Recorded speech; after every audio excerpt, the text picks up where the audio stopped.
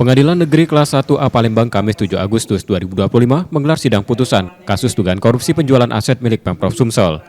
Dari 3 terdakwa hanya 2 yang hadir, yakni Harobin Mustafa, mantan Sekda Kota Palembang, dan Yuherman, mantan Kepala Seksi Pemetaan dan Pengukuran BPN Kota Palembang.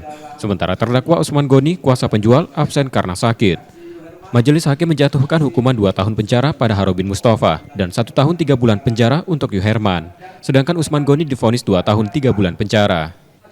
Ketiganya juga didenda masing-masing 200 juta rupiah, subsidiar 3 bulan kurungan jika tidak dibayar. Ketiganya terbukti secara sah dan meyakinkan melakukan korupsi bersama-sama menjual tanah seluas 3.646 meter senilai 1 miliar rupiah, aset Yayasan Batanghari 9 Pemprov Sumsel.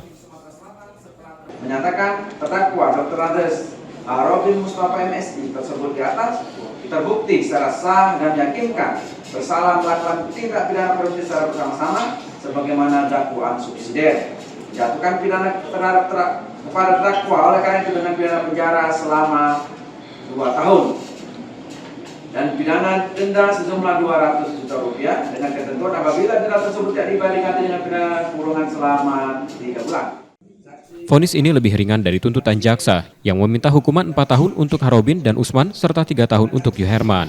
Baik jaksa maupun para terdakwa masih pikir-pikir dari vonis tersebut. Yudi Kiswanto, Kompas TV, Palembang, Sumatera Selatan.